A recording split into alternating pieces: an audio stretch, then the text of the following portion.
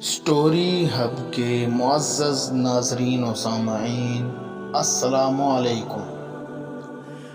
حضرت عمر بن عبدالعزیز رحمۃ اللہ علیہ کی زوجہ محترمہ کو ان کے والد خلیفہ عبد الملک بن مروان نے ایک بیش قیمت گوہر دیا تھا۔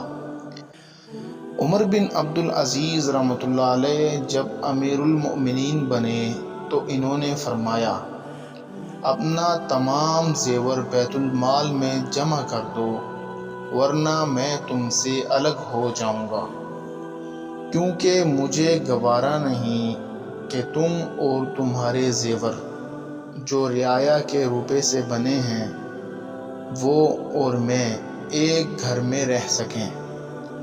وہ بھی نیک بخت بیوی تھی، اس نے سارا زیور بیت المال میں جمع کروا دیا۔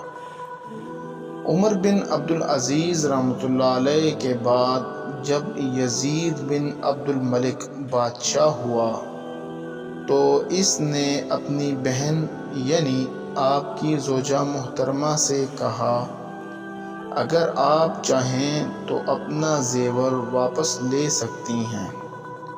انہوں نے فرمایا، جو چیز اپنے خوشی سے میں ان کی حیات میں داخل خزانہ کر چکی ہوں، اب ان کے بعد واپس لے کر کیا کروں گی؟ عمر بن عبدالعزیز کے صاحبزادے کہتے ہیں کہ مجھ سے ابو جعفر منصور یعنی کہ خلیفہ دوم عباسیہ نے پوچھا کہ تمہارے والد کی کیا آمدنی تھی؟ کہا، کل 400 دینار۔ یہ آمدنی رفتہ رفتہ کم ہو رہی تھی، اگر وہ اور زندہ رہتے تو اور بھی کم ہو جاتی۔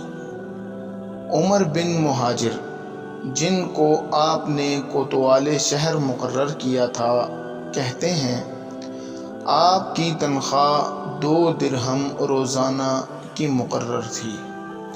آپ کا چراغ دان 3 لکڑیوں کو کھڑا کر کے اس پر مٹی رکھ کر بنایا جاتا تھا۔ جب اراکین سلطنت آپ کے پاس رات کو جمع ہوتے اور معاملات سلطنت میں گفتگو کرتے تو آپ بیت المال کا چراغ جلائے رکھتے۔ جب دربار برخاست ہو جاتا تو اس کو گل کر کے اپنا چراغ جلا لیتے۔ جب آپ خلیفہ ہوئے تو آپ نے گھر کے اخراجات کم کر دیے۔ گھر سے شکایت ہوئی تو آپ نے فرمایا، میری تنخواہ میں اس قدر وسعت نہیں کہ تمہارا سابقہ خرچ چلاتا رہوں۔ باقی رہا بیت المال تو اس میں تمہارا بھی اتنا ہی حق ہے جتنا اور مسلمانوں کا۔ ایک دن بنو مروان یعنی شاہی خاندان کے لوگ آپ کے رشتہ برادری والے آپ کے مکان پر آئے، آپ کے بیٹے سے ملے اور کہا، خلیفہ سے جا کے کہو کہ آپ سے پہلے جس قدر خلفاء آئے ہیں سب ہمارے لیے عطیات اور جاگیریں مخصوص کرتے رہے ہیں، آپ نے ہم پر تمام چیزیں حرام کر دیں، کیا بوجہ قربت بھی ہمیں کچھ نہیں پہنچتا؟ آپ نے جواب دیا، جاگیریں اس لیے بند ہیں اور عطایا اس لیے موقوف ہیں کہ بیت المال میں غریبوں اور امیروں سب کا روپیہ جمع ہے۔ تمہیں جاگیریں دے دوں اور روپیہ تمہارے عیش و عشرت کے لیے وظیفوں کی صورت میں بانٹ دوں تو یتیموں، بیواؤں، مسکینوں اور حقداروں کو کیا دوں؟ اور خدا کی نافرمانی کر کے قیامت کے عذاب سے کس طرح نجات حاصل کروں؟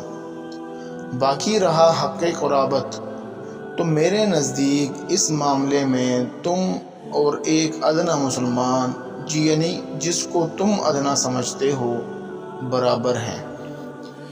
جریر بن خطی نے ایک مرتبہ آپ کی شان میں قصیدہ پڑھا جس میں حسن طلب کی جھلک نظر آ رہی تھی۔ آپ نے اشعار سننے کے بعد فرمایا، مشکل یہ ہے کہ قرآن شریف کی روح سے تمہارا کوئی حق بیت المال پر ثابت نہیں ہوتا۔ جریر نے عرض کیا، امیر المؤمنین، میں بحیثیت مسافر حقدار ہوں۔ یہ سن کر آپ نے اپنی جیب خاص سے اس کو 50 دینار عطا فرمائے۔ بنی مروان چونکہ آپ سے ناراض رہتے تھے، اس لیے آپ نے وہ تمام روپیہ جو سالانہ وظیفوں اور مختلف بے محل عطیات کی صورت میں انہیں ملتا تھا موقوف کر دیا تھا۔ آپ ان سے کہتے تھے کہ بیت المال پر میرا کوئی حق، قبضہ اور دخل نہیں ہے۔ میں اس کا نگران، محافظ اور امین ضرور ہوں، پر یہ غریبوں اور یتیموں کا مال ہے، یہ عطایا کی صورت میں تقسیم نہیں کیا جا سکتا۔ جو مال غصب کیا ہوا تھا وہ بھی آپ نے واپس لے کر بیت المال میں جمع کرایا۔ آخر ایک نیک نہاد خلیفہ جس کے عہد خلافت کو خلافت راشدہ میں تسلیم کیا جاتا ہے اور جن کے انتقال پر حضرت خواجہ حسن بصری رحمۃ اللہ علیہ نے فرمایا تھا، آج دنیا کا سب سے بہترین آدمی اٹھ گیا، کہ قتل کی سازش کی گئی اور ایک غلام کو زہر خوردنی پر آمادہ کیا گیا۔ مدت خلافت 2 سال 5 ماہ سے زیادہ نہ تھی۔ انتقال سے بیشتر آپ نے اس غلام کو اپنے پاس بلایا جس نے آپ کو زہر دیا تھا۔ فرمایا، تو نے مجھے زہر دے دیا، آخر کس طمع نے تجھے اس فعل پر برانگیختہ کیا؟ اس نے کہا، آپ کے بھائی بندوں نے 1000 دینار دیا ہے اور آزاد کرنے کا وعدہ بھی کیا ہے۔ آپ نے فرمایا، 1000 دینار کدھر ہیں؟ کہا، گھر میں۔ ارشاد ہوا، جلدی لاؤ۔ وہ غلام جب دینار لے آیا تو آپ نے اس تمام مال کو بیت المال میں داخل کرا دیا کہ یہ سب غریبوں کا چھینا ہوا روپیہ ہے، یہ غریبوں ہی کے خزانے میں جانا چاہیے۔ پھر غلام سے کہا، اب یہاں سے بھاگ جاؤ، اس طرح کہ کسی کو نظر نہ آ سکو۔ ناظرین، یہ تھی ہماری آج کی ویڈیو۔ اگر آپ کو ہماری یہ ویڈیو پسند آئے تو اسے لائک کریں، شیئر کریں اور چینل کو سبسکرائب کرنا مت بھولیے گا تاکہ ہر نئی آنے والی کہانی کا نوٹیفیکیشن آپ کو بر وقت مل سکے۔ شکریہ۔ السلام علیکم۔